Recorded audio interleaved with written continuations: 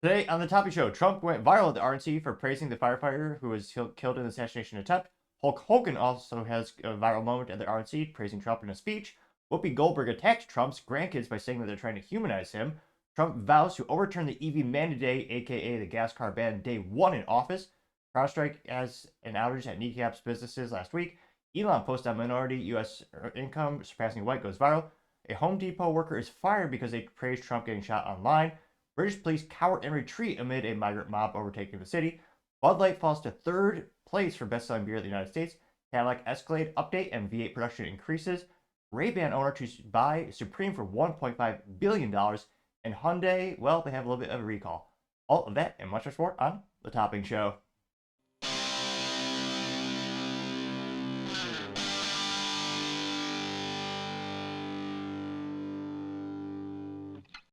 Thank you everyone for taking the time to tune in today. Today's episode of The Topping Show is proudly sponsored by Topping Technologies.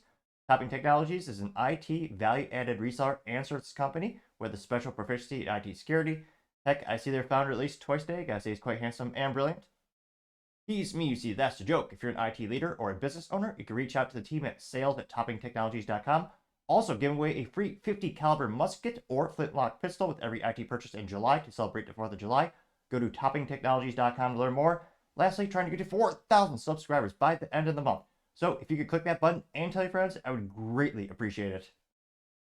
Now, going over to the business part of the podcast, well, last Friday was a dark day indeed. CrowdStrike had a major outage that kneecapped a myriad of businesses, pretty much in every sector. So let's just say I didn't get, Thursday night and then Friday morning, I didn't get much sleep because, again, I'm an IT company where we actually resell and install enterprise solutions such as CrowdStrike, which, again, is one of the most secure cybersecurity solutions on the planet, bar none. And the CEO is very adamant that this was not a cybersecurity incident. So the company was not breached. All the customer end user data is protected. However, their update caused an outage that caused a lot of companies to creep to a standstill until a workaround temporarily was, created and pushed out. And granted, by the time this video is rendered, hopefully everything is, a-okay, because again, they're working around the clock. But yeah, it's not good. Now, interestingly enough, one of the first places I heard about was the, cybersecurity forums, and but nevertheless, one of the fancier places would be forums. And they mentioned, yep, CrowdStrike Windows outage, what happened and what to do next.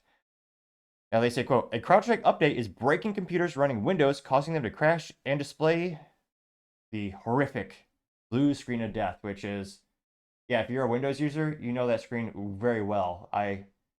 It's one of those things where you kind of grow up with it, and it's a constant form of frustration. I wouldn't be surprised if there's some IT tech guys that that's like the nightmare, is just seeing that screen every day. But I partially digress. They say that across industries, companies around the world have not been able to reboot, according to reports. Firms affected by the outage included Sky News, which is unable to broadcast. They also say concerned users have taken to forums such as Reddit to report the issue, with one user saying, wow, stuck in a boot loop, the entire org taken out. Now, they say what happened. As you gathered, the issue with CrowdStrike cybersecurity software is causing the widespread global issue. Engineers at the company said that they were working on the issue, which affects the Falcon sensor product. CrowdStrike calls Falcon, quote, the CrowdStrike platform purpose-built to stop breaches via the unified set of cloud-delivered technologies that prevent all types of attacks, including malware and much more. I mean, technically, the terms and conditions did not say anything about outages or updates. I'm trying to be kidding, of course. It is actually costing companies millions of dollars in downtime, which is quite concerning. I see that the IT outages has affected airports, businesses, and broadcasters. Planes have been grounded in the U.S. Trains in UK are also impacted, as well as boarding scanners at Edinburgh Airport in Scotland. Microsoft said it is taking, quote, mitigation actions after service issues that it started at 6 p.m. Eastern Time on Thursday. Company says it's investigating the issues and cloud services in the U.S., and the issue is widespread. Now, going straight to the horse's mouth, got George Kurtz, who is the founder and CEO. Now, this is his X-Twitter account, and George says, quote, CrowdStrike is actively working with customers impacted by a defect found in a single content update for Windows host. Mac and Linux hosts are not impacted. This is not a security incident or a cyber attack. The issue has been identified, isolated, and a fix has been deployed. We refer customers to the support portal for the latest updates and will continue to provide complete and continuous updates on our website. We further recommend organizations ensure they're communicating with CrowdStrike representatives through official channels. Our team is fully mobilized to ensure the security and stability of CrowdStrike customers, unquote. And that went viral to say the least. Now, George is, he's pretty popular, well, especially popular in the IT world, but on X Twitter, relative to other, big profiles, he doesn't have like hundreds of millions of followers. Actually, now I think about it, I think he has about 36.9 thousand followers. That being said, this got 7.6 million views and 19,000 likes. So, as youth might say, that went viral to say the least. And, I mean, it sounds very buttoned up, very much a political statement in terms of, telling people this is the issue and ensuring it's not cybersecurity related, which, again, if it's, and again, it's already causing the stock to crash by double digits, which one might argue is already overvalued, being over $300 per share when the competition is like $20 per share. But nevertheless, if it was a cybersecurity issue, I think their stock would have crashed by 50% if it was cybersecurity related, and they're actually losing customer data. Again, this is still a big issue. Now, some of the top comments comes from Chris Bake saying, quote, translation from corporate speak, CrowdStrike broke your business today, but remember, you are the problem, not us. We won't provide any helpful information here. Remember, you actually should be apologizing for us for using computers in your business. All boo-hoo. You couldn't run your company on carrier pigeons alone. We will fix the problem when we get around to it, or we won't. Log into your support portal, which is presumably down right now, for more info. Get a grip. That got 2.8 thousand likes. Now, that being said, there's already a workaround that smart people at like 2 in the morning, at least Friday morning, last Friday, they already found it and they were already telling customers, and people like me were also telling our customers, helping them get through that. So there's a temporary workaround. So again, thankfully, most customers by now, they're already back up and running. And again, I'm actually surprised George didn't say this in his particular post. Let me actually go to his direct, see if there's anything updated. Yeah, let's see. We'll read two more comments on that one. Though he does have an update, actually. Let's see. Vanessa says, translation, have you tried turning it off and on again? Gave 58 likes, which, hilariously enough, that does, well, the engineers that work with me, they hate when I say it, but sometimes the magic machine is fixed by a quick little restart. It just happens to fix a lot of the issues when it comes to Windows in general. Will Gadet says, where's the apology to users, George? Which, that got 1.2 thousand likes. You have Ali saying, LOL, why are you pushing an update Friday early morning? Getting 3.6 thousand likes. Yeah, that's not best practice. Let's just say that much. Goonie Coast says, you sound like we should say we're sorry to you, getting 3.2 thousand likes. Sports, Politics, and Watch says, long time learning, never push updates on Friday, getting 4.2 thousand likes. Which again, yeah, there's a reason you don't do these things on Friday. Motivational Affair says, Happy International Blue Screen Day. And it's a picture of everyone in the office or in the conference table. They have like five laptops down on blue screen. Hilariously enough, that one gal actually, they look really excited. Which, it got 222 likes for that particular post. Which, again, it's one of those things where, yeah, you might be excited. You're not, don't have to work. But at the same time, your company's losing money. Which, depending on your org structure, your business size and scale, they might actually dock your pay or alternate your pay somehow. Now, going back to George, what's his update? They do have a really cool racing team, so that's his profile picture. It's the Mercedes GT, which fortunately does not come with a stick shift, although it is an awesome V8. Now, his latest update, a little bit longer here. He says, quote, today, again, this was last Friday, he said, today was not security or cyber incident, which he really wants to drive that home, which, again, being the CEO of the best known industry leading cybersecurity company, I understand he wants to drive that point home every second of the day. I understand why he's saying that, even if it might seem a little redundant. But nevertheless, he says again, today was not security or a cyber incident. Our customers remain fully protected. True. He says, quote, we understand the gravity of the situation and are deeply sorry for the inconvenience and disruption. We are working with all impacted customers to ensure the systems are back up and they can deliver the services to their customers are counting on. As noted earlier, the issue has been identified and a fix has been deployed. there was an issue on a Falcon content update for Windows Host. For the latest information that we will continue to update, please refer to the CrowdStrike website. Perfect. He actually did include a URL to the blog, or the specific part of the website. He says also my post on LinkedIn as well as X. I will continue to provide updates for our community and the industry as they become available. Unquote. A 1.3 thousand likes and 5.7 thousand. Well, like the Willy Wonka moment. Stop. Wait. That. Reverse it. 1.3 million views and 5.7 thousand likes. Which, again, I think, at least he did. I'm not sure if this is actually him tweeting it or is an administrator or someone helping him, but at least he did. Kind of cliche to say, but it does go a long way to admit you made a mistake by just saying you're sorry or we made a mistake.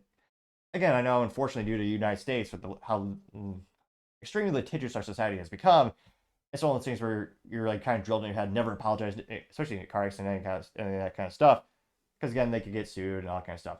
So, given the terms and conditions and the carve-outs, that these contracts are very favorable to the manufacturers and the host of these technologies to account for these types of things, because otherwise they would probably be sued into oblivion. Now, some of the top responses from this particular update. Hold up the laptop here as my eyesight is not as good as it used to be. See here. The first one's comes from Willie saying, yeah, hard to become compromised when you take your systems offline. Thanks. Getting 735 likes. Daniel Oakley says, CrowdStrike didn't experience a cybersecurity incident. They were the cybersecurity incident. Getting 610 likes. Which, this is hilarious. So, someone by the name of Lux Ago says the fix, and someone takes out this might date me, a Nintendo 64 cartridge and blows on it, and the cartridge, the name, instead of the video game saying like GoldenEye or Super Mario Bros. 64, or Smash Bros. 64, it's just a blue screen of death, and that got 376 likes. Dan176 says, keep it off for a bit more, George, don't want to work today, getting 395 likes. Michael Foley says, your company will probably go bankrupt or worse from this, getting 458 likes. Really? No, I don't think so. Granted, I'm not giving financial advice, but given the size, scope of the company, and unlike their competitors, they finally got to the point where they are making a profit. Not a lot relative to the company revenue, but again, that is very common for a lot of these big, large tech companies that take years to get to profitability. W33T says, can't attack an endpoint if it's offline, so good strategy, king 362 likes. Ooh. Keith Nicholson says, so it's not good, and it's a MRI machine that has a blue screen death, getting 523 likes. So not great news for CrowdStrike. Good news for the competition. There are competitive things out there. This guy is really going viral, last known this. Vincent Filibuster. He says, quote, first day at CrowdStrike, pushed a little update and taking the afternoon off. And yeah, he got like 9 million views on Twitter. And again, a lot of people are saying he's just a trolling account. That's kind of a funny explanation. So it'll be interesting to see how this affects CrowdStrike's, quarterly earnings. And I mean, their stock. I mean, again, I'm not saying you should or should not buy it. It is at a drastic discount. And yeah, I mean, the demand for cybersecurity is always going to be there. It'll be interesting to see. I mean, they've been the industry leader for years. Does this actually give any hope for their competitors to grow more? Will this cause people to move away? Keep in mind, most businesses are on 12, 24, 36 month contracts with these types of software solutions.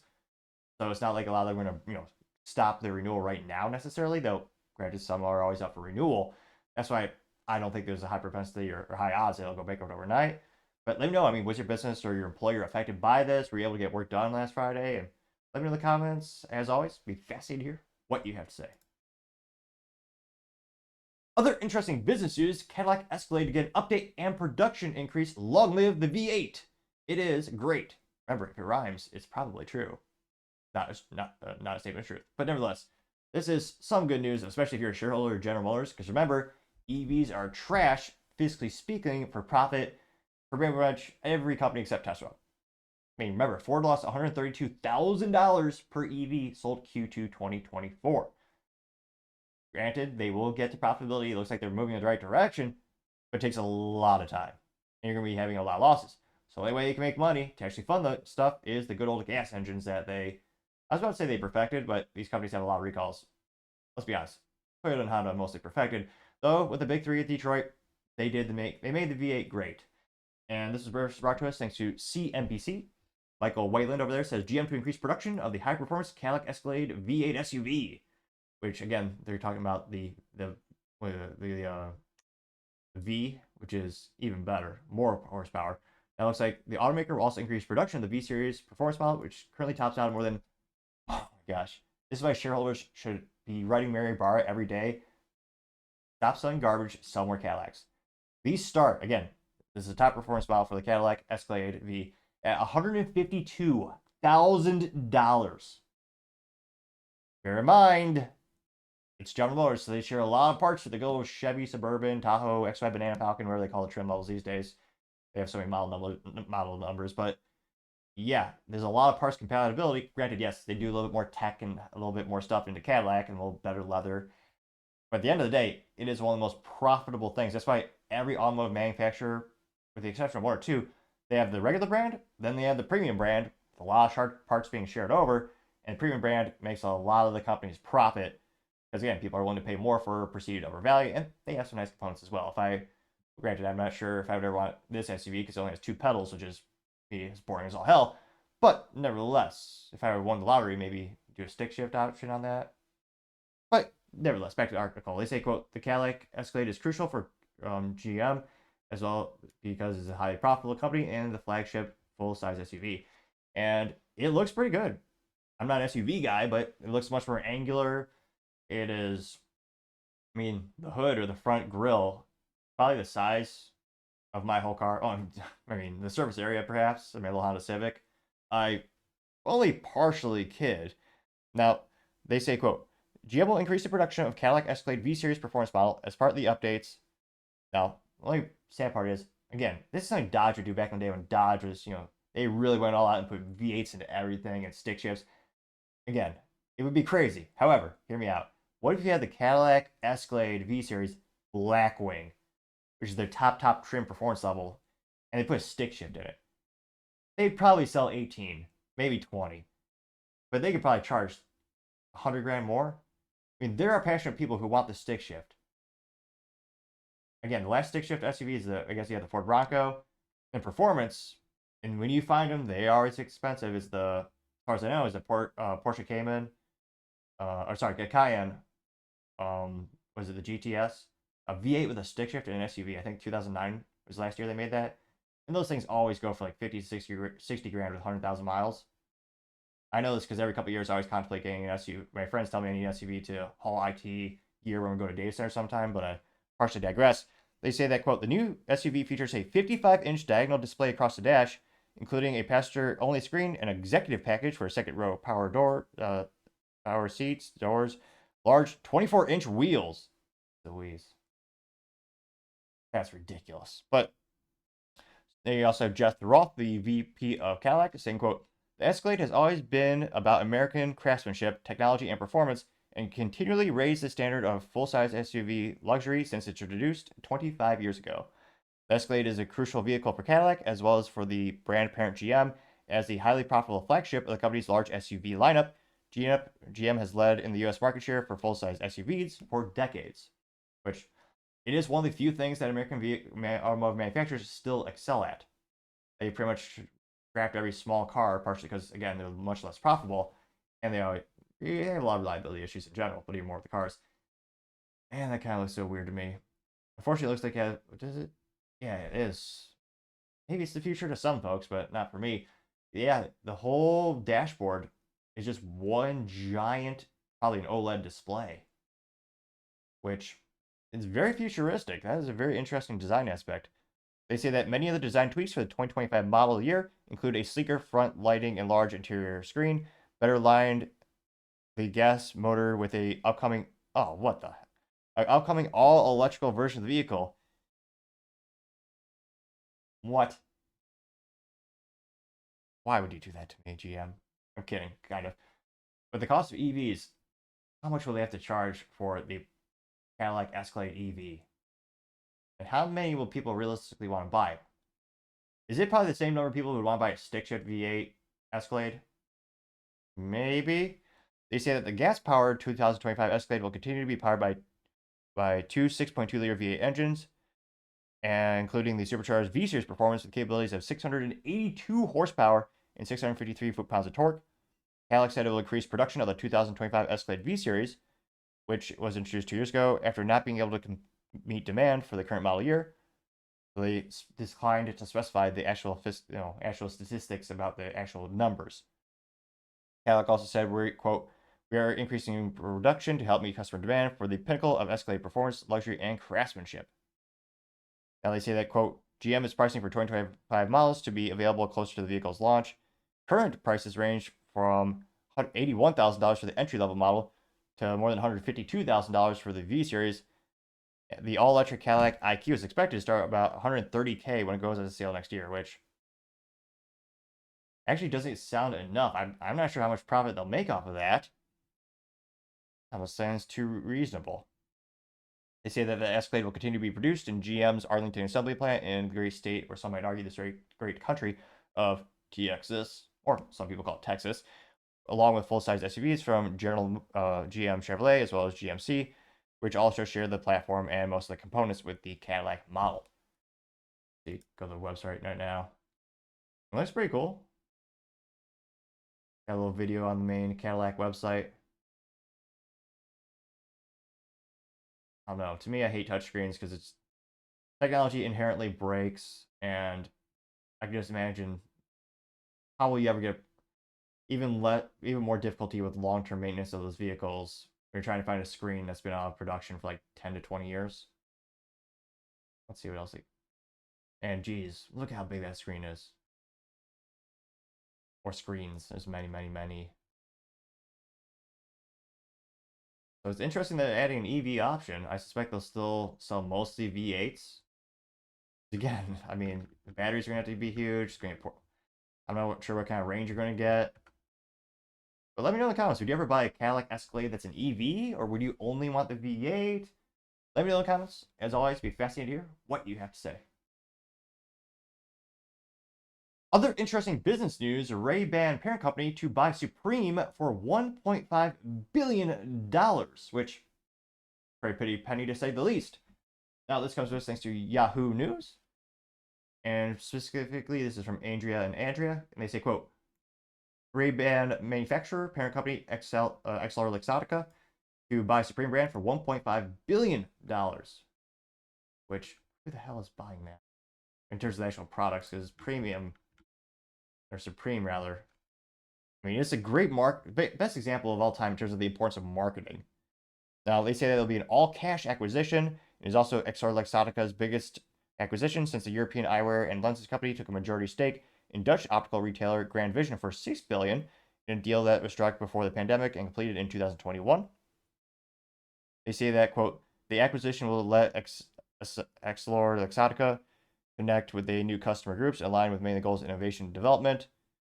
CEO Francisco Milleri says, quote, we see an incredible opportunity to bring an iconic brand like Supreme to our company, unquote. Which, and actually, the stock actually fell by a little bit, about 4% the news of this. And they say that the deal is expected to close at the end of 2024. Supreme was founded by James Levy in New York in 1994, known for hoodies, t-shirts, accessories, and streetwear brand has been popular among skateboarders as well as celebrities. And this runs a digital-first business with 17 stores in the U.S., which looks like this is the second time it's been sold in less than 4 years. U.S. apparel brand company VF bought it in 2020 for $2.1 billion. Wow. It's actually going down in value. If you got Supreme, you can see one of those little Slade backpacks.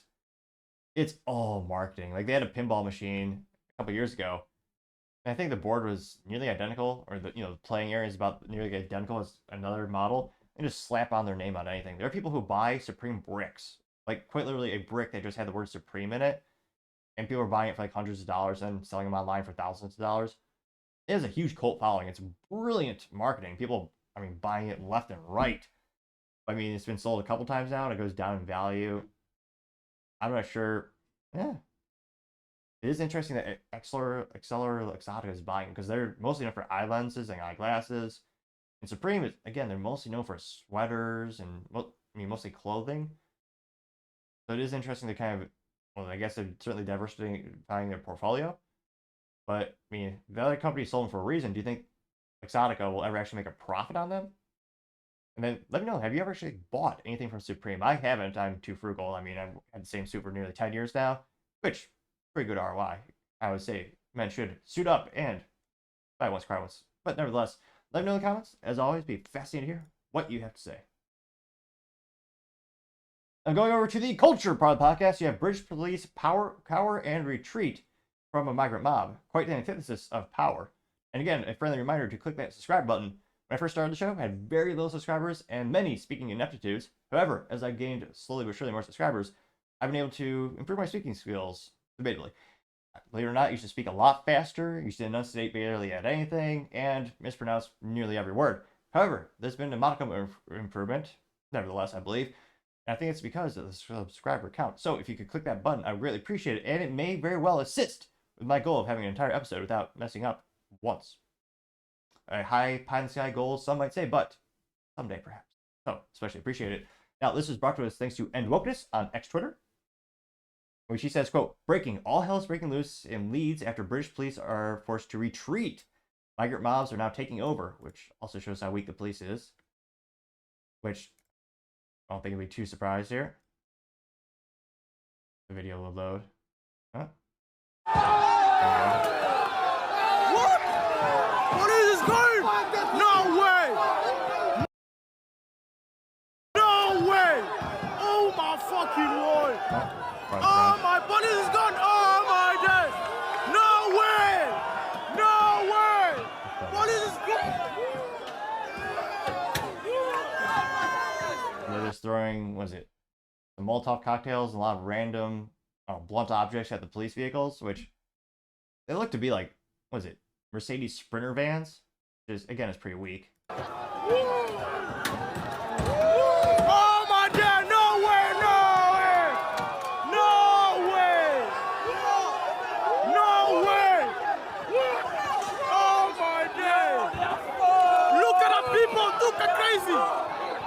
People, oh my day! Oh my day! That's so important. Oh my day! No way! No way! Interesting. There's a ponytail one. That's a little unusual. She's throwing rocks at the police. No way! No way! That was nice little fire in the streets. No way! Trying to design a very eloquent vocabulary. Oh my day! No way! I don't want to say it out loud, but you notice anything about all the migrants there? That's right, not a single suit. Rudimentary to say the least, they're wearing t-shirts. In some cases, they have a sweater. And of course, lots of hoodies. And a fashion fail as well. There's a man wearing jean shorts. I don't want to say that's necessarily the most offensive thing about this, because obviously they're being physically violent against the police, and those cowardice police retreat and do nothing. But yeah, you also have a man wearing jean shorts. Maybe we should, I mean, that's a fashion F minus, to say the least. And yeah, this is also coming from the same country where a couple months ago, there's some Brits, I don't know why they would, but they were holding, the British flag. They were proud of that.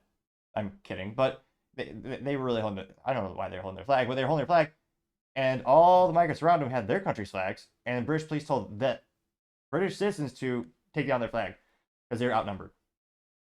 They have been conquered, to say the least. Now, going to some of the top comments, and again, we finally got 6.9 million views and 67,000 likes. One of the first comments comes from Blake saying, quote, notice how weaponized migration is coming globally. It's not happening organically, getting 4.9 thousand likes, which it would be interesting to see, like, fiscally, who's paying for all this. Yeah, migrants are being flown all over the world. They're getting there somehow. They cost money. Was it Cowboy Pilled? Says such peace, and it's a little goose meme where it's a goose that says, if it's a piece of religion, if it's a religion of peace, it says, and it has the pigeon, or not pigeon, the goose with the AK-47 and a knife, it says, the religion of peace and mother effer, getting 3.1 thousand likes. Adam Johnson says, quote, diversity has never been the strength of a nation, getting 4.7 thousand likes. DEL says, when you import the third world, you become the third world, getting 2.3 thousand likes, which, I mean, that is perhaps one of the most used phrases past 6-12 months. You're seeing it more and more in the comment section. Jakey says, is this what we'll have to look forward to in America unless we get Trump in office? We are all doomed. Getting 2.9 thousand likes, which, I mean, you already have that in some cities, like in Minnesota and Minneapolis and other areas. Molly Pitcher says, quote, oh, how many likes? Yeah, she got, not a lot of likes, but Molly Pitcher says the future of Europe as a whole, and it says Muslims in the EU, Norway, and Switzerland in 2050, high migration scenario. And yeah, it pretty much shows every country is very much that religion. I got 630 likes. Vivid says, we warned them, we told them, we saw it coming. This is only going to get worse, getting 5.9 thousand likes. Going down more and more. Eric Cook says, this could be us in America if we don't get it under control, getting 1,000 likes. I mean, an open southern border has already led to 8 to 13 million illegals crossing the United States in the past 40 months. Again, it's also a huge security concern. We have no idea who they are. We're not putting them through a background check or anything. Going down more and more. What's this? Cowboy Pilled also says for real and says, me, after seeing the current state of global affairs, taking a couple teaspoons of cement and harden up. It's a gentleman holding a Barrett M10. I know it's a Barrett 50 cal. I believe it's a mile before the M107A1. Yeah, 240 likes. Penguin Man, which A+ for marketing. The profile picture is in fact of a penguin man. Got 116 likes. The Flag Guy says this is happening in every European city, getting 1,000 likes. Left Goat Vagrant says leftists voted for this. Have fun with your food dessert, getting 530 likes. Yeah, there's any contrarian statements in here. Patronus Arbiter says there shouldn't be any migrants in the United Kingdom, getting 214 likes. Vile Holt says, and they will until people are afraid of saying the R word, getting 249 likes. Dr. International says, Interracial says they were brainwashed and guilted into voting to destroy their own country, getting 476 likes. Let's see. What else are they burning? Oh, a couch. So someone actually updated, sent another video out. Looks like of that same street where now they added a couch to the fire. I mean, this should make all the leftists scream in anger because now they're polluting the planet. Funny how they're always silent when it comes to places like China that's building like 10 coal plants every couple months. Like, but nevertheless, I got 156 likes. Ben says this is a civil war declaration. The British need to organize and fast, getting 118 likes. We'll see if they actually do anything. But yeah, crime is I mean, gotta be heartbreaking if you live in that neighborhood because things are getting worse and worse and worse. And very that's interesting. Evans Warson also says, imagine that, and it's a little double-decker British bus and says we're effed. Getting 85 likes. So we are seeing this increase with greater and greater frequency, even in places like the United States. And there are some politicians who are kind of running on, saying that they'll have mass deportation of illegals, including Trump. I think that in the United States, and this is, of course, is a global phenomenon, I think that will be a big political plus point for many prospective voters, because a lot of people are seeing the downside of this. And it's not just the labor and the economy issue, it's also safety. So let me know if you're an international viewer or if you're tuning in somewhere, as some might say, across the pond. Is this something you're seeing, face to face? Is it, you think it's just anecdotal? Do you think you're actually seeing it with greater frequency? Let me know in the comments. As always, be fascinating to hear what you have to say. Other interesting cultural news, you have Bud Light now falling to 3rd place for the best-selling beer in the US. Oh, how the mighty have fallen. Never forget the brainchild, well, mentally vacuous, more accurately put, Alyssa Heiderchild, who's the VP of Marketing at Anheuser-Busch InBev, who, ironically, she used to have a LinkedIn profile where she bombastically bragged about being the first female marketing executive at the company. Didn't exactly make them look good now. She thought it was a good idea to spend $185,000 to have Dylan Mulvaney as a brand ambassador, celebrate Dylan Mulvaney's 365 Day of Womanhood. And in return, they lost $1.4 billion of sales in about a year, which it's almost unfathomable from a business blunder of the century. With perhaps, I mean, there are business blunders that take businesses and actually make them extinct by going bankrupt. But in terms of kneecapping a business, I can't fathom anything worse than that. And let me know in the comments if you think of anything. It was a huge cultural phenomenon. A lot of people were not happy with the fact that Dylan Mulvaney, very controversial individual who is, a lot of people just say, pretending to be a woman, who never got the surgery, which is a controversy even in the trans community. But Dylan dressed up as a woman, and a lot of people were comparing it to woman face, and went viral.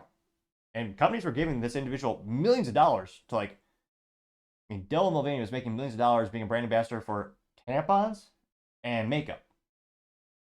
I'm not kidding. Very successful, fiscally speaking. And social media rewarded this individual. I mean, went viral, got millions of followers, especially on the Instagram. Yeah, and Bud Light did not understand the core values of their business or their customers. And again, another big controversy. Dylan Mulvaney's average audience member is about 15 years old on the TikTok. Which, again, in the United States, they cannot buy beer at that age, which makes no sense. Why would you use this person to advertise your product? But the market did speak, and their stock lost billions of dollars, and the sales lost billions of dollars as well.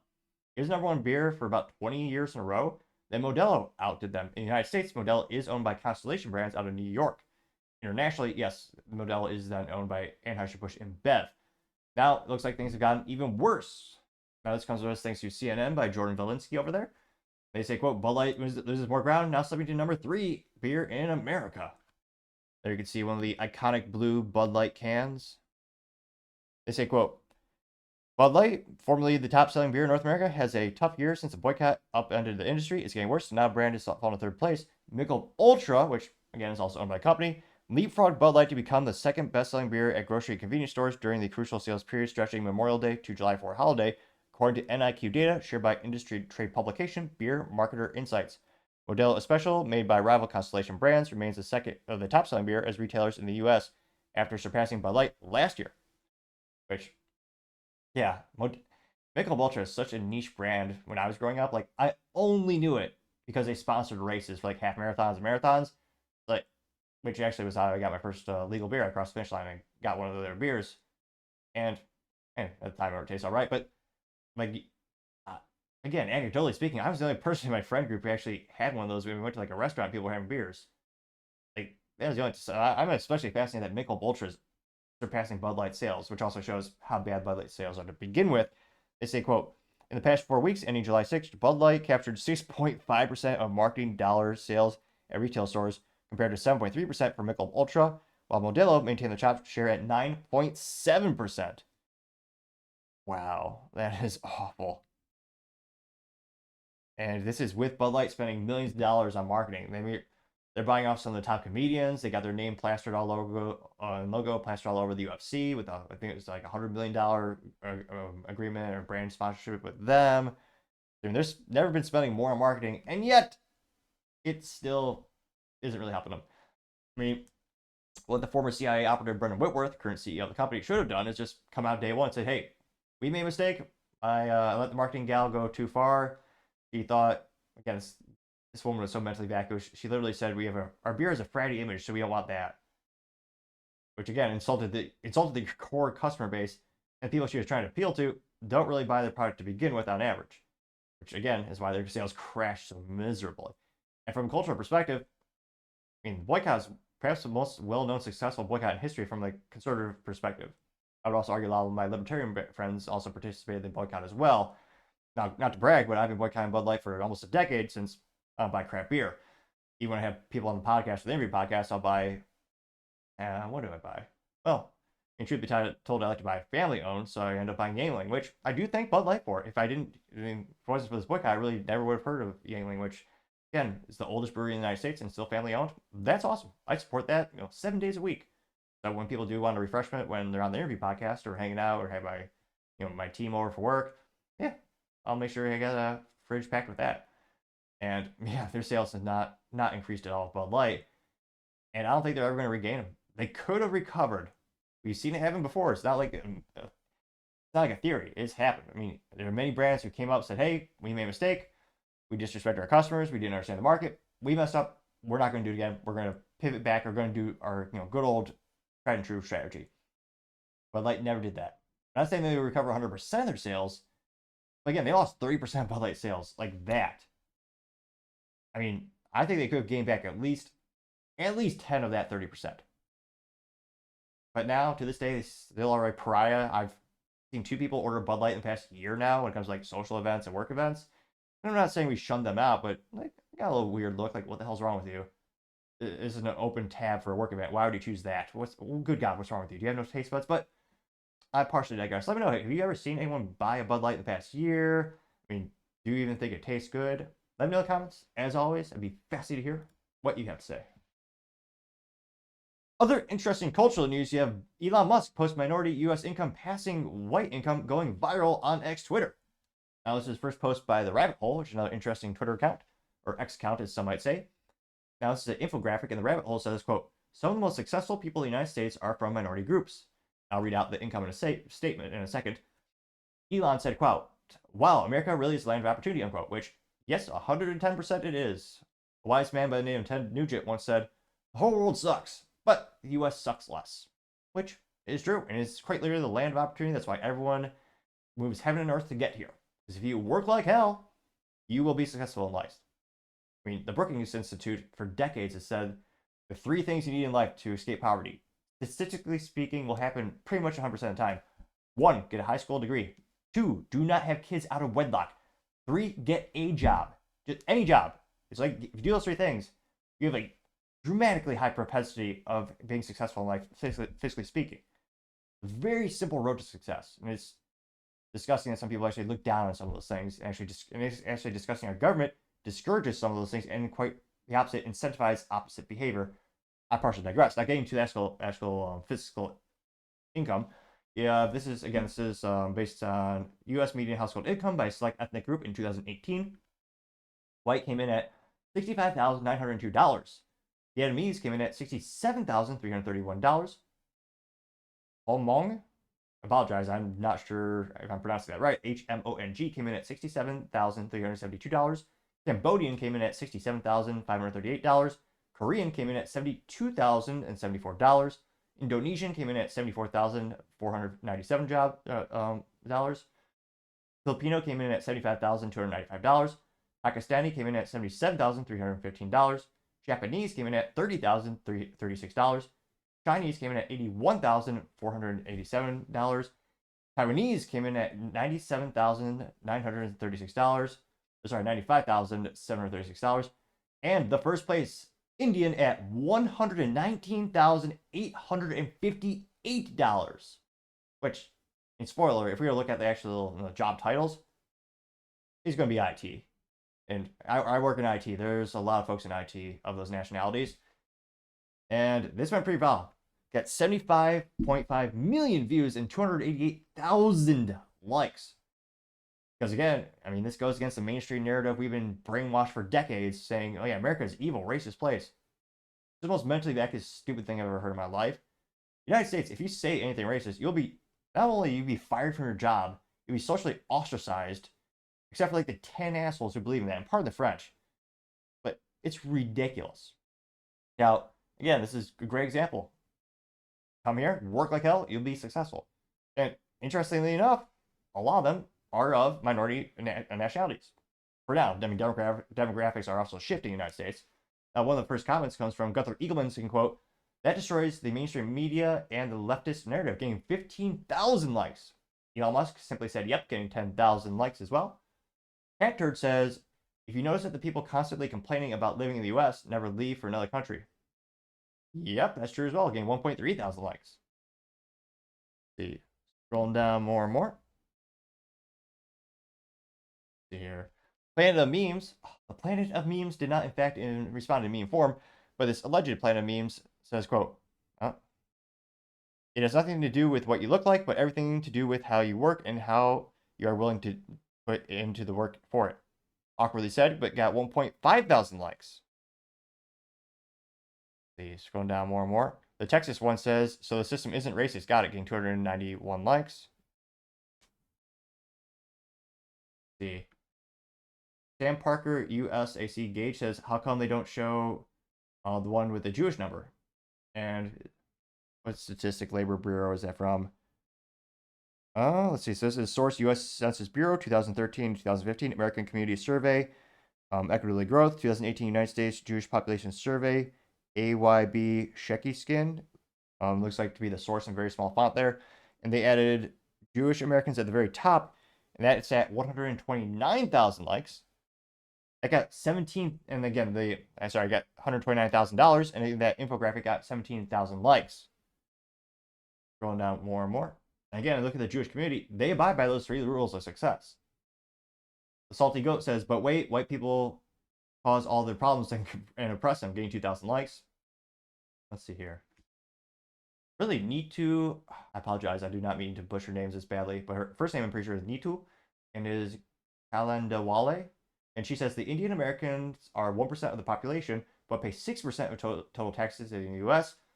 That's how the Indian Americans contribute to the economy of the U.S., getting 3.3 thousand likes, which, I mean, I'm less worried about tax dollars. I really care about, actually things invented and working for businesses and generating revenue and generating, ideas and profits. Which, again, I understand that also comes with that as well, unless they're government employees.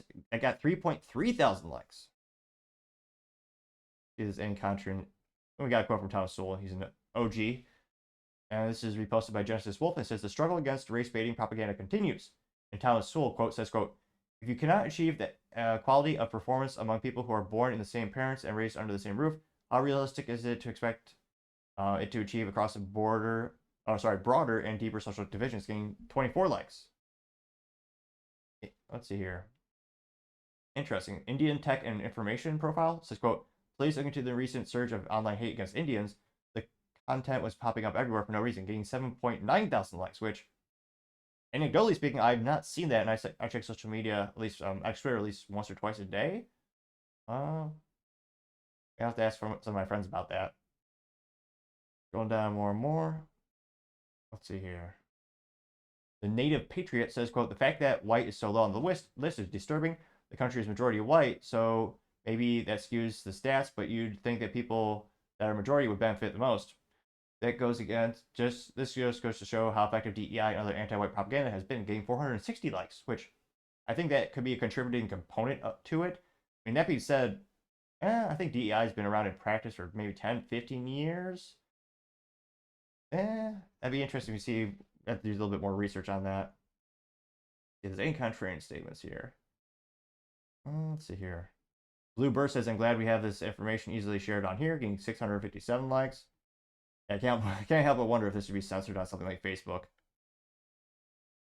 Valentina Gomez says, America is the greatest country in the world, and my life is a testament to it, getting 648. I get 649 likes. Oh, we have some contrarian statements here. Gumpy? No, not Gumpy. Do you remember that cartoon? The little claymation. They really don't do that style anymore.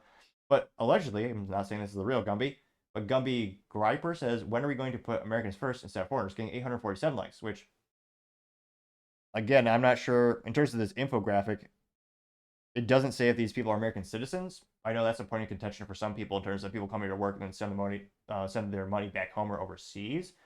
But again, if they're full-blown American citizens, I mean, then they are American. Going down more and more. Is any other contrarian or unusual, we call it unusual statements here. Callisto says, land of the free and home of the brave. We must protect these nation's values, getting 254 likes. Interesting. More Indian allegations of Indian hate. I'm going to follow her. That's interesting. So she says, Indians are at the top everywhere. No wonder why there's so much hate for them by Americans on Twitter. Getting 664 likes, which, again, am I being woefully ignorant? I don't think I'm being woefully ignorant in this case. I try to follow people who are, left, right, and middle on X Twitter, and I check out the top trending things. Again, I haven't really seen that. Let me know in the comments if you have. I mean, there will always be hate in the world. It can't, inherently, that's just how humanity is, for better or worse. You love and hate each other. But yeah, it's definitely not appropriate to hate someone just, based on, inalienable things that they themselves cannot, change. So yeah, it's definitely not appropriate if they're doing that online. See here. So not too many other contrarian statements. And yeah, it does go against the mainstream narrative we've been told since we were kids. How evil the United States is, how racist it is. And yet, The statistics show we have the best opportunities for people on the planet. I mean, people quite literally prosper, which is another A+ thing of capitalism. Has lifted more people out of poverty, that mechanism has, than anything else since the dawn of time. But let me know in the comments, are you surprised by these statistics? I mean, do you think it'll go viral, maybe reach some people who hopefully will educate them to change their mind in terms of they think America is bad? Let me know in the comments. As always, be fascinated to hear what you have to say. Other interesting cultural news, you have the Home Depot firing an employee who praised Trump getting shot.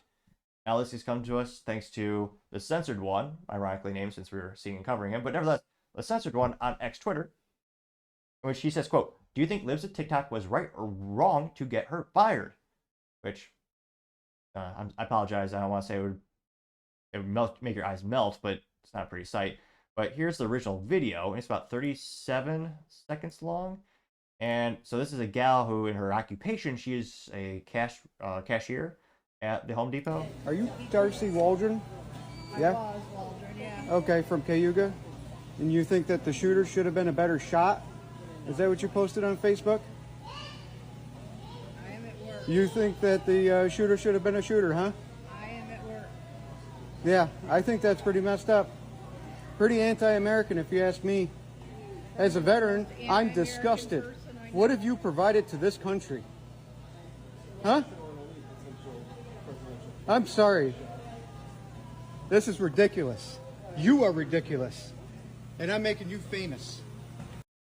That person, that's an individual on the streets, at the store actually recording it. I mean, that was, again, when viral thanks to Lives at TikTok, highlighting this person's lack of morality. Because, again, you shouldn't praise someone being shot. I can't believe you have to say that in 2024 is I can't believe that's a controversial thing to say, but it is. And it's quite horrifying to, I make sure I follow both left and right groups and people on Facebook. And it's quite horrifying to see people literally praising that.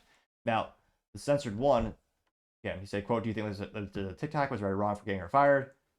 And Home Depot actually responded, which, again, they usually don't. Especially when it comes to controversial things that are mostly on the right, as this has become a political issue. Again, it should not be a political divisive thing to say. It's almost unfathomable that people on the left and leftists, again, I'm not saying all Democrats are calling this, but there's some leftists praising the fact that Trump got shot, and they're disappointed he didn't end his life's not ended prematurely. You wind back the clock in 10, 20 years, that would have been unfathomable. And people talk smack, as you might say, about the opposition party. Like, I don't like this person, but I mean, our culture is just decaying so much. And again, these businesses, especially in this is a very interesting thing, a debate in and of itself. She was not representing the Home Depot when she said this, in terms of she didn't have a uniform on, she didn't have a logo on, like her lapel or anything. I believe her Facebook just had a picture of herself, which some might argue is disgusting, visual, it's an eyesore. I understand that is a thing. But again, it was her personal Facebook page. Now, that being said, it's not making Home Depot look good.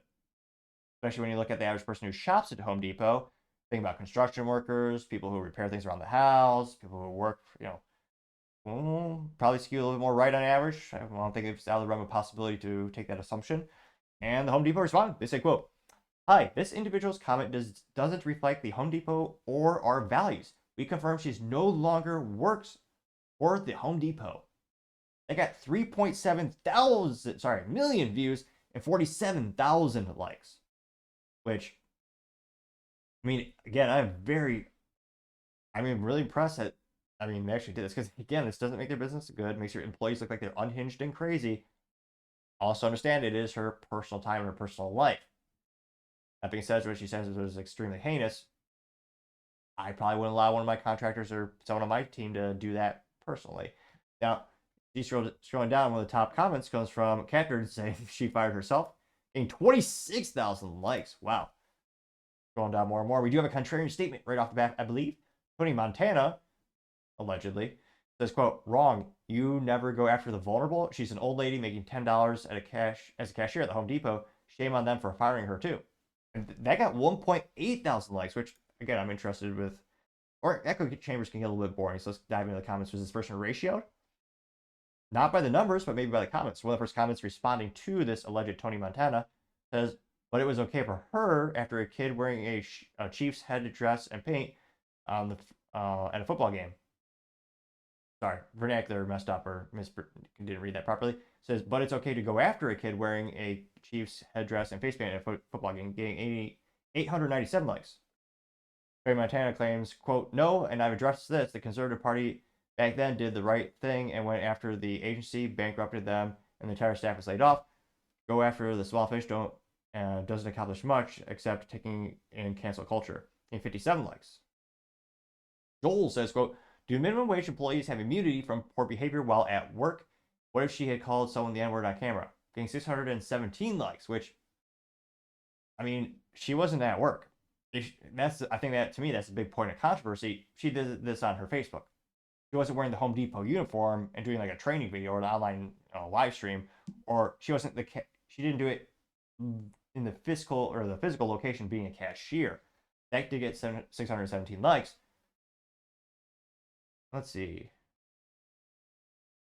Going down more and more. Mr. Christ Knockness Chody says, honestly, it's been crazy to see so many people advocating the same tactics they bemoaned Libs for using just a few years ago.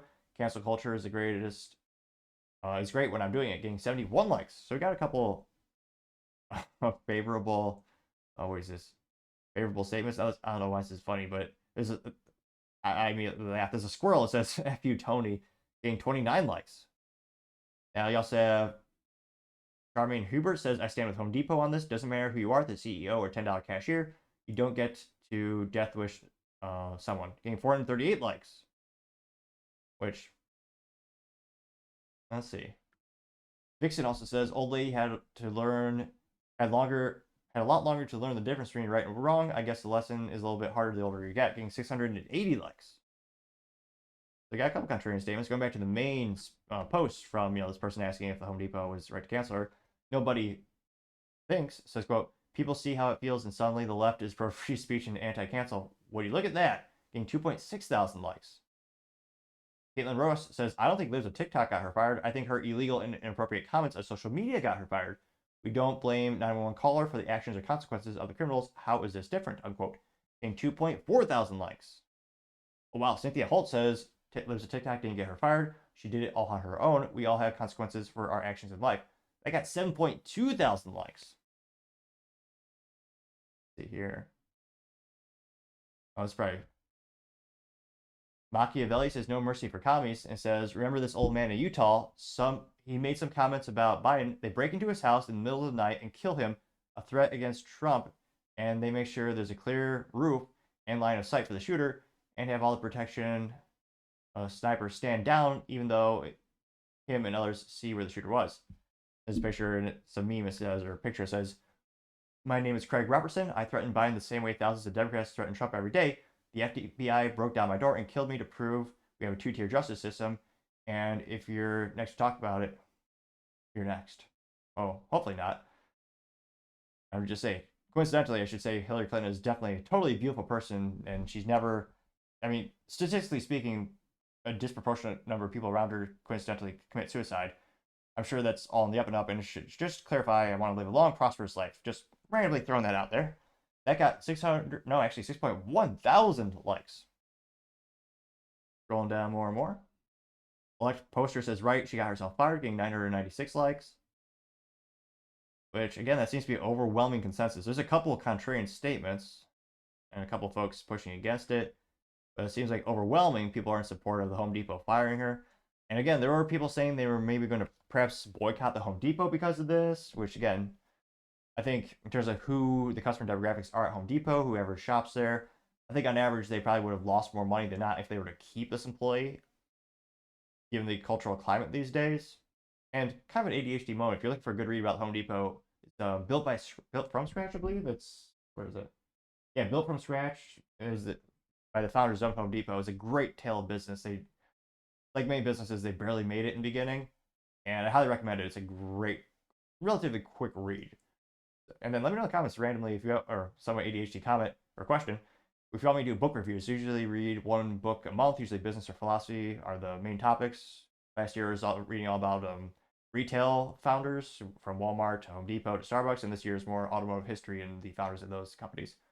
So let me know in the comments if that's something you'd like to see, because as always, fascinated to hear what you have to say.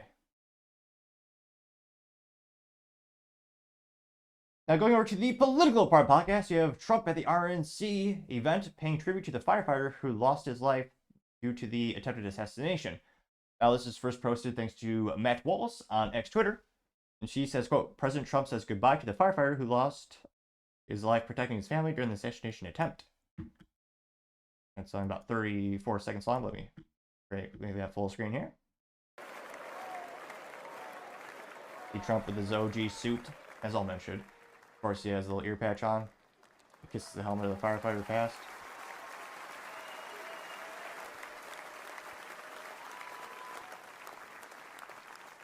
That's a pretty rare thing when it comes to presidential nominees. He can actually walk across the room unassisted. Pretty rare these days for some politicians. I ask that we observe a moment of silence in honor of our friend Corey.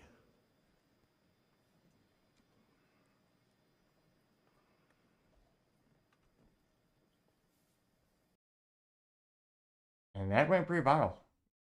Because again, a lot of people are saying, well, morally and mentally vacuous that the Secret Service allowed this to happen with their vast amount of ineptitudes, as well as other government agencies who were supposedly coordinating and executing these types of plans. But yeah, a couple people lost their life. A couple of people are forgetting that some people did perish that day, in addition to Trump getting shot and almost assassinated. Now, this got, again, 20.4 million views and 238,000 likes. One of the first comments going here. We also have amazing videos saying Trump is officially accepted the Republican nominee for the president. He's got that clip at 1.9 thousand likes. Angry Staffer says they spelled the name wrong, getting 3.3 thousand likes, which shows how mentally vacuous some of the public sector is as well. Looks like the chiefs or the fire station spelled his name wrong. He was too humble to change it, or to ask them to change it on his uniform. Which, yeah, that's sad.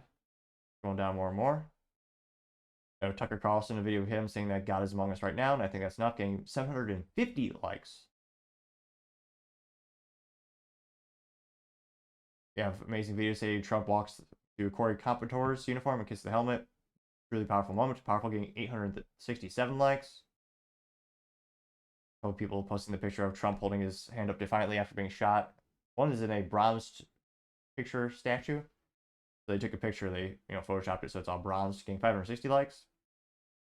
Crazy Moment says these two, and his picture Trump says hated for exposing the truth, and his picture just opposed with Elon saying hated for letting the truth be told, getting 813 likes. Let's see.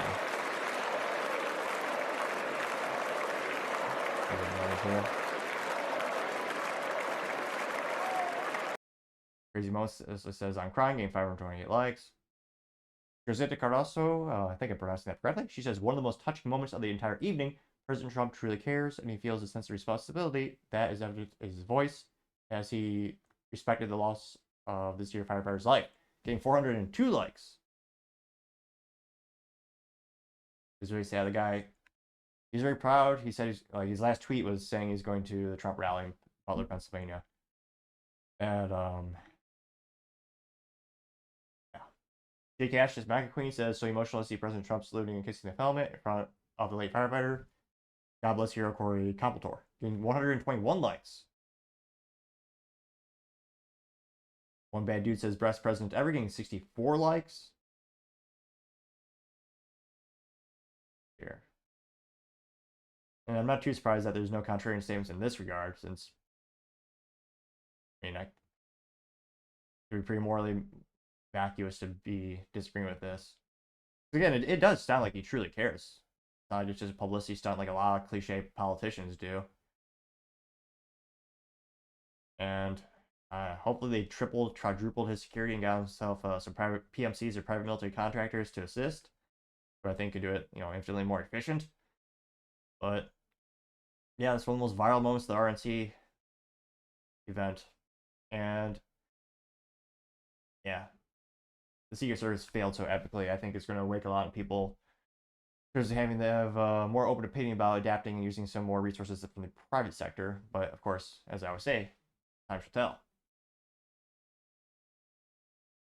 Other interesting political news, you have Hulk Hogan at the RNC. His speech goes viral with Trump. Now, this is actually posted thanks to Russell Brand, saying, quote, I've seen it all now.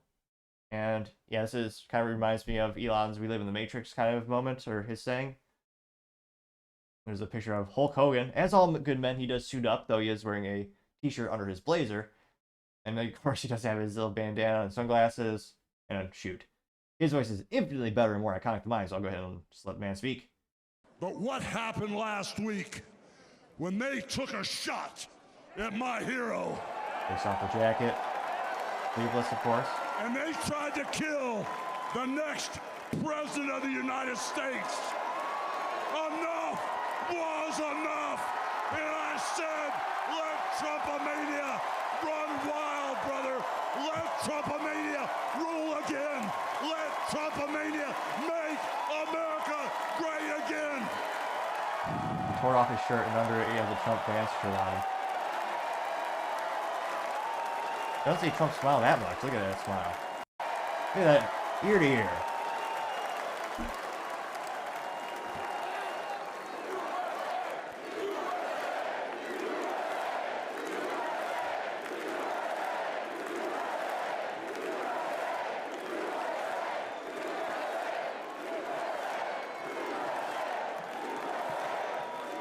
But what? There you go. You still got it. I got 2.8 million views and 59,000 likes. Which, how does that not get a like? I posted the gif of him playing the guitar, or maybe impersonator playing guitar. It says, hell yeah, brother. But nevertheless, Clay Thompson says, it really feels like we're living in a giant movie right now, getting 1.1 thousand likes. Joey Zinn says, so I'm so grateful to be alive in 2024, getting 298 likes. Jay Stewart says, the Hulkster is on fire. Hulkamania riding wild at the RNC. Getting 219 likes. Adrian Curry says, I'm sorry, but Hulk Hogan is one of the most American things there is. Getting 143 likes. One bad dude says, so bad asking, 349 likes. Mike Higgins says, well, maybe we'll try his accent. It might butcher it. Well, statistically speaking, there's a high propensity I will make a terrible attempt. But, nevertheless, gotta go for it, right? So Mike Higgins says, listen here, brother. If you don't make Hulk Hogan, you won't love America. Went a little Alex Jones there, but nevertheless, the attempt was made. Leia Hilberton says, sometimes I wonder if America is even a real country or just a big TV show. Getting 500 likes. Ken Crook says, this is not your father's Republican convention, getting 220 likes. The Selden King Gifford says, me watching this on X right now. It's a gif of Hulk Hogan nodding up and down and says, hell yeah, brother. Hell yeah, brother. Getting 113 likes. Biden is malware says, he did the ear call. It's over. Democrats, you officially just lost forever. Getting 588 likes, which, foolish. Never underestimate your opponent, whether it be in sports balls, whether it be in business, chess, or politics, whatever it is. It ain't over till it's over. Who knows who's going to maybe swap by. Now, by the time the video is rendered, it might already have been someone pushed in his place. Who knows? Anything can happen. If I was betting mad, I think if all things are equal and it's a fair and equal election, yeah, there's a very high chance that Trump will win. I think the wave is shifting, so to say. Scrolling down more and more, the conservative alternative says that was more badass than expected, getting 49 likes. And it's also funny, he has a tank top on top of a tank top, but again, he ripped it off in pure Hulk Hogan fashion. Look at that. We'll do the highlight one more time. It's unreal. It's the RNC. Enough was enough! And I said, let Trumpomania run wild, brother! Let Trumpomania rule again! Let Trumpomania make America great again!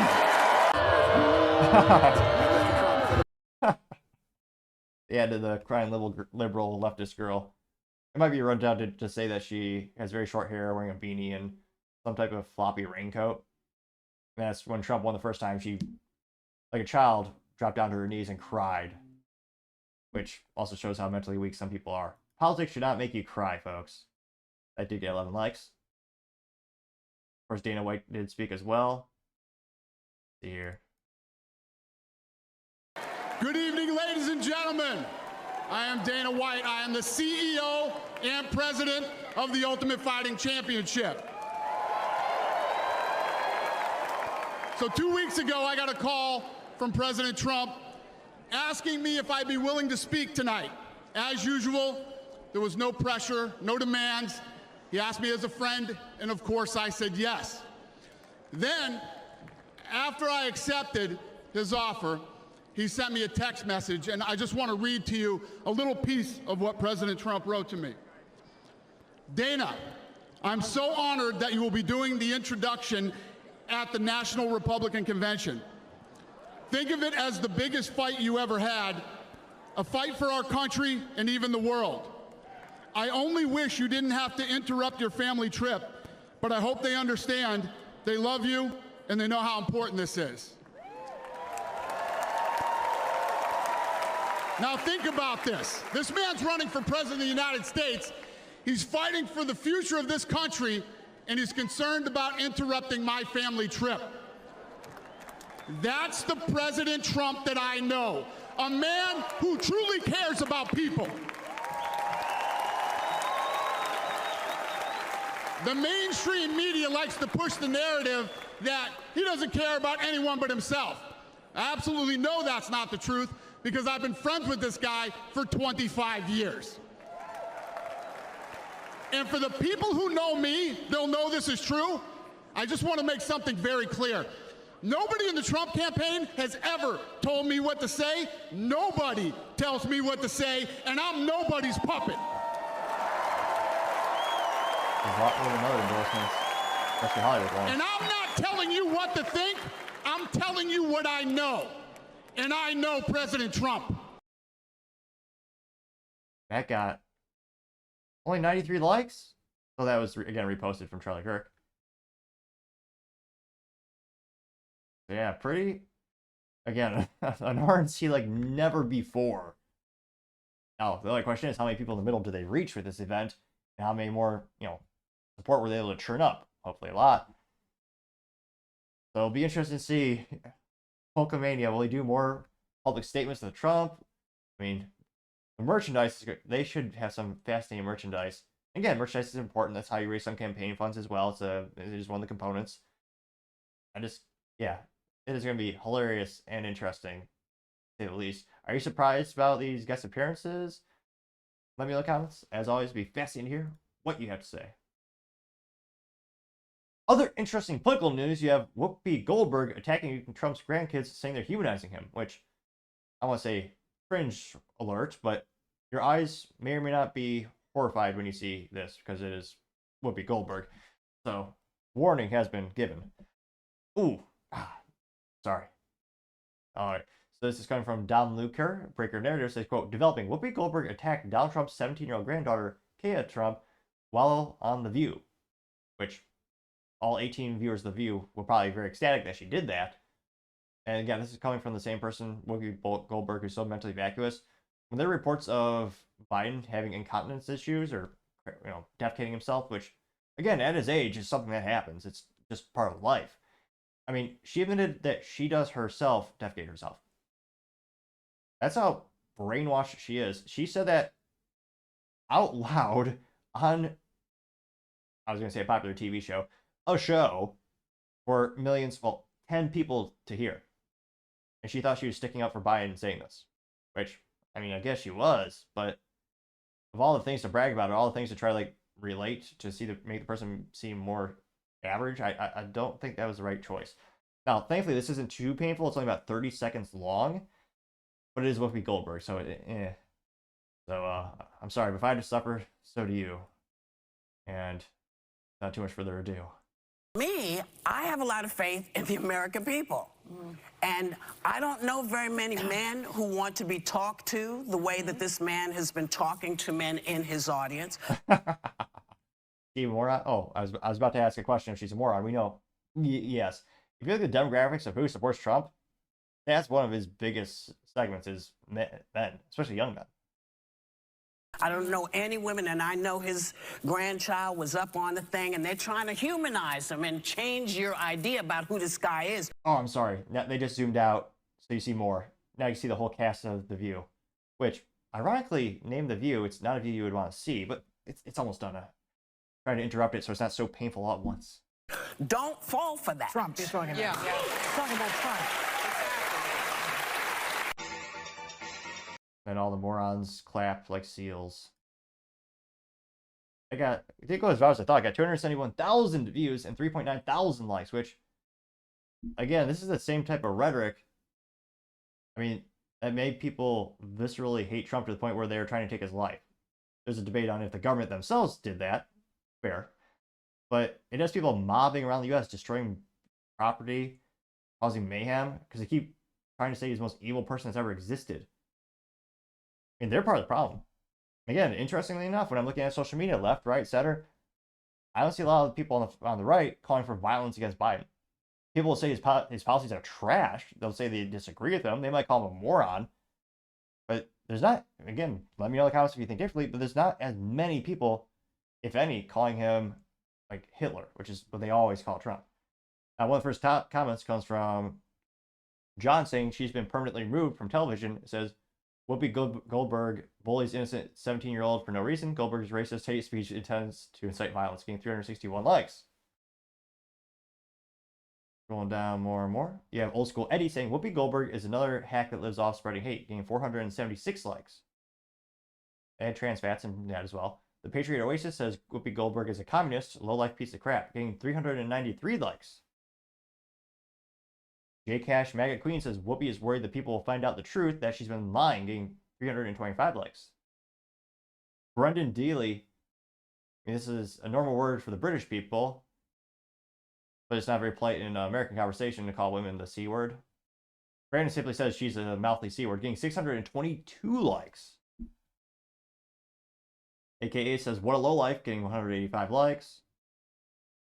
Kia Trump gives a heartbreak. And then here, his actual speech. Not too long. Kai. Yep.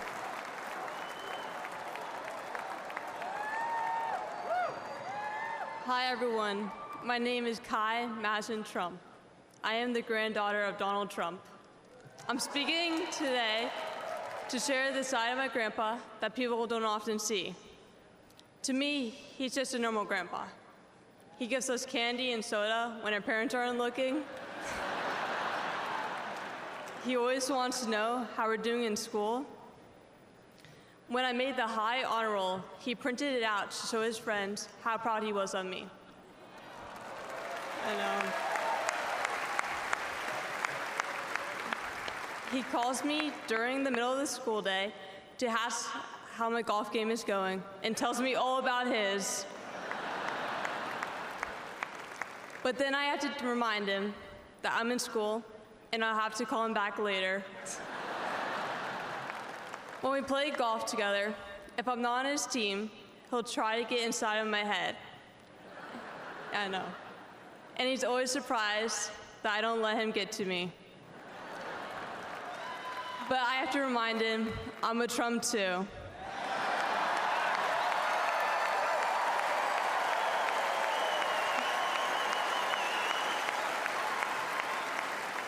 Even when he's going through all these court cases, he always asks me how I'm doing. He always encourages me to push myself to be the most successful person I can be. Obviously, he sets the bar pretty high, but who knows, maybe one day I'll catch him. On Saturday, I was shocked when I heard that he has been shot, and I just wanted to know if he was okay. It was heartbreaking that someone would do that to another person. A lot of people have put my grandpa through hell, and he's still standing.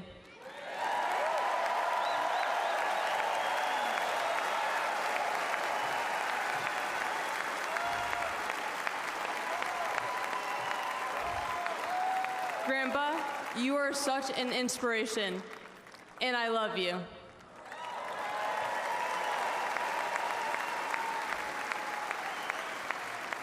The media makes my grandpa seem like a different person, but I know him for who he is. He's very caring and loving. He truly wants the best for this country, and he will fight every single day to make America great again. Thank you very much.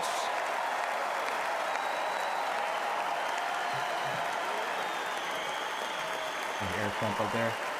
A fascinating difference between the two families. Fascinatingly enough, I don't think Hunter Biden will be speaking at the DNC this year in Chicago. Probably not. A lot of people say you could judge a man by how his kids turned out. Dramatically different between the Biden family and the Trump family. Want to do more comments here? Craig Chamberlain says, quote, when people show you and tell you who they really are, believe them, getting 122 likes. Sarah Smith says, I have faith that the American people will choose Donald Trump or Whoopi Goldberg's views any day, getting 104 likes. Again, this doesn't make, well, I was going to say, I don't know what could make Whoopi Goldberg look smart. It's definitely not this.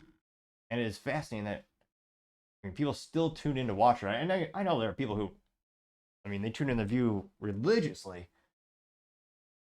And interestingly enough, they don't watch it for comedic effect to laugh at how silly they are, but they actually tune in authentically, which is even more fascinating. Let me know, do you know anyone who actually still tunes into The View? And if you do, why? Let me put that down in the comments. As always, fascinating to hear what you have to say. Other interesting political news, Trump vows to overturn the EV mandate, aka the gas car ban, day one in office, which is one of the most important automotive news in decades if he gets in office. Again, there's a reason they're cramming these EVs down our throat so we can have unreliable cars that are conveniently can be controlled quite easily remotely. Now, this is first posted thanks to Tesla Economics. That quote, Donald Trump is going to remove the EV mandate from day one if he is elected to the president of the United States. Seems like another lifeline is about to be thrown to the legacy auto. Which, as again, it's not a lifeline, it's quite literally allowing the free market to happen and maybe decreasing those government subsidies. So it's not good when you just make your competition illegal. Again, it's about 55 seconds long, so we'll get that playing. Places where they recharge electric cars. They built 8 chargers at a certain location toward the Midwest. 8 chargers for $9 billion. Think of them as a tank for filling up your gas. It's funny as he's explaining what an EV station is. Also a great example of the ineptitude of government spending. $9 billion? Think of it. They spent $9 billion on 8 chargers, 3 of which didn't work. Jeez. And if you were going to do this all over our country, this crazy electric mandate, if you're going to do this and by the way, I'm all for electric. They have their application.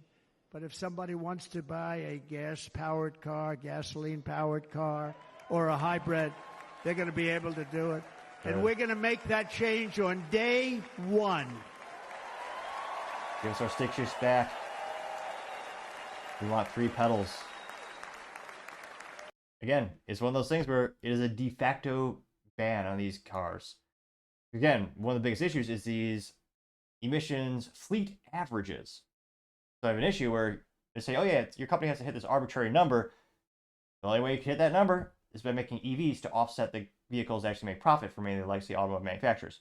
The most hilarious, moronic thing, also, I don't know if it's karma or just funny, but the unions, the UAW, has supported Democrats for decades blindlessly, giving them millions of dollars for campaign funds. And then in return, they get lucrative contracts. Now, they actually voted themselves out of a job. Because again, the legacy automotive makers being, General Motors, Ford, as well as Chrysler, well, now Stellantis, they were great companies at making large SUVs and V8s and some fun sports cars and stick shifts, which those were very profitable. What they really are not good at is EVs. Ford lost $132,000 per EV Q2 2024. GM is claiming they're making a profit. Stellantis, their sales are down across the board so bad it's almost comical as they try to push more and more EVs. But again, on average, EVs also mean less rudimentary labor in terms of the assembly of the vehicle. Also not good for the UAW, which wants people to make $100 an hour just to put a tire in a car while using a machine to actually help lift the tire and bolt it on. So they actually voting themselves out of a job because, again, the Biden administration has all these new mandates that are putting them out of business and helping the competition. So again, if you want freedom of having a good old gas-powered vehicle, you want these laws. And again, it's not just the United States that's the issue. It's also Europe.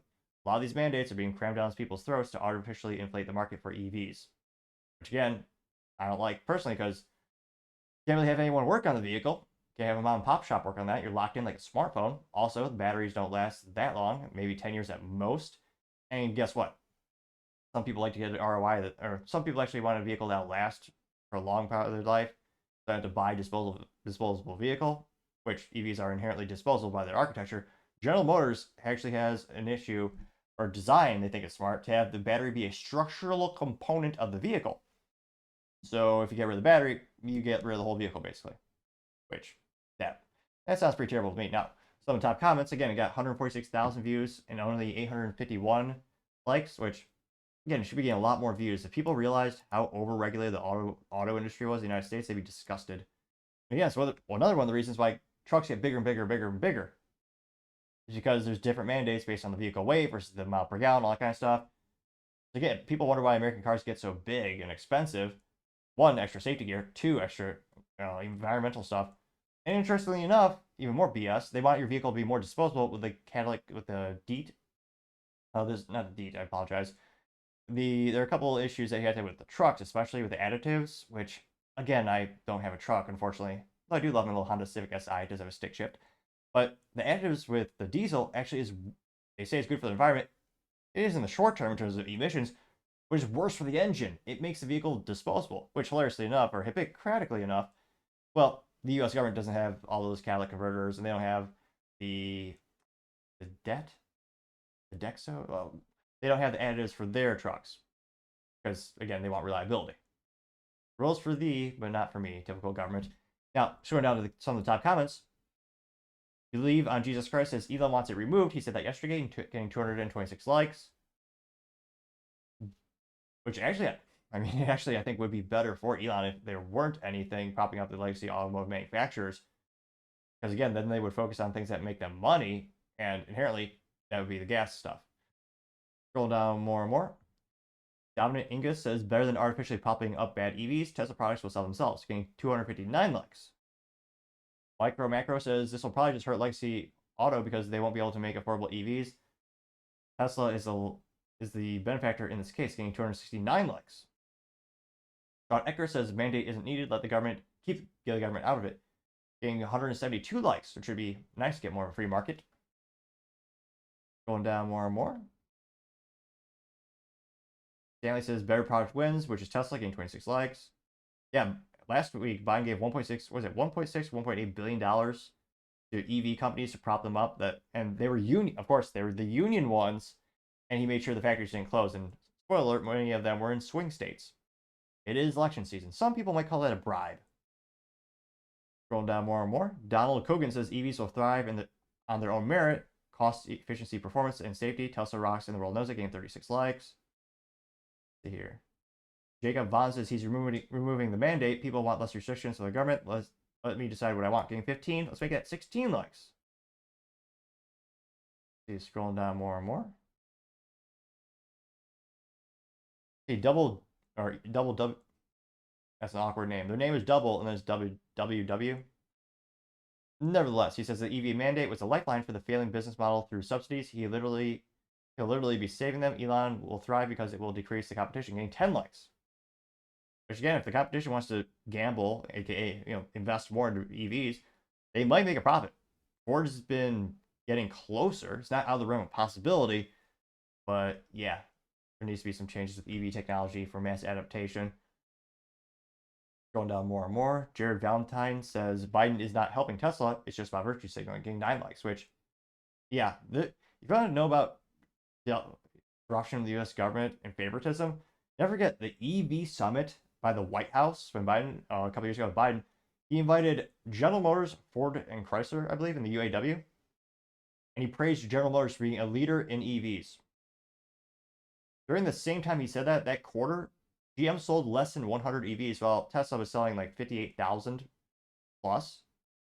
And the White House said GM was the industry leader on EVs, not Tesla, because Tesla does not use highly expensive, inefficient unions, aka the United Auto Workers, the UAW.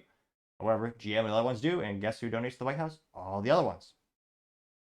The best example of merit not winning out.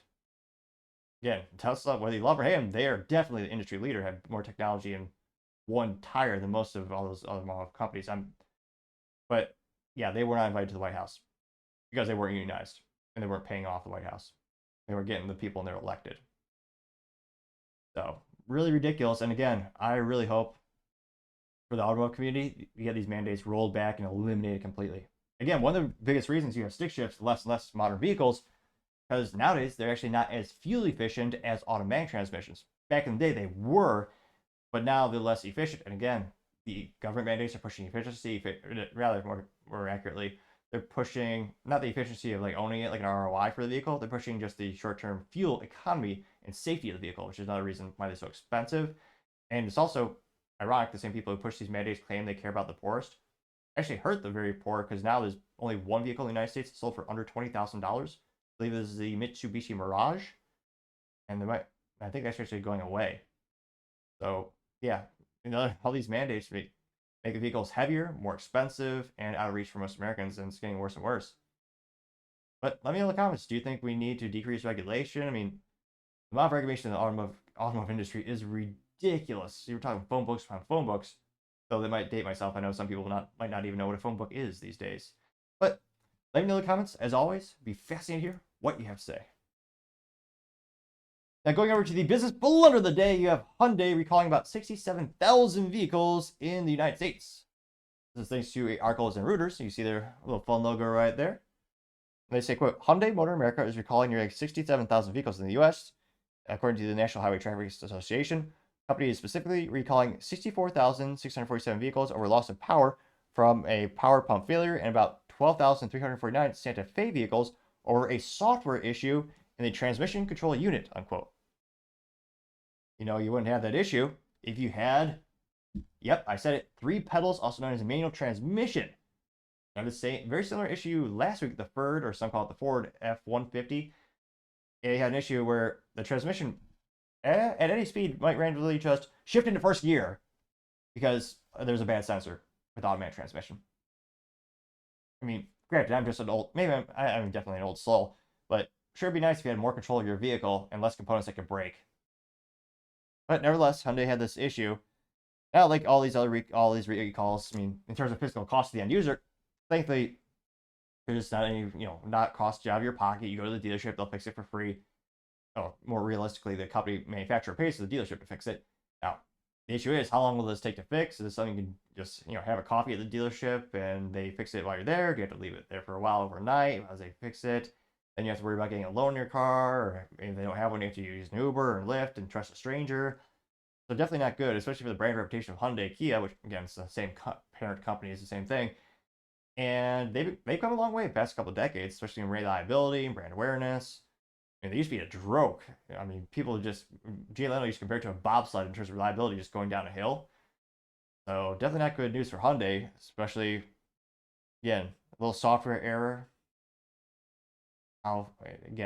These companies become tech companies, for better or worse. You need to have more of those resource allocations towards that segment of the business so you can make sure you're actually testing it properly. So unfortunately, Hyundai having this type of recall, that's certainly the business blunder of the day. Thank you, everyone, for taking the time to tune in. Again, trying to get to 4,000 subscribers by the end of the month. So if you could click that button, I would greatly appreciate it. Also, leaving a thumbs up, thumbs down, or comment is a great way to give me some additional feedback, letting me know how I can make the show better and better. Lastly, don't forget to take the time to tell your family, tell your friends, tell your coworkers, heck, tell your enemies, tell anyone and everyone. Just stay safe, fight the good fight.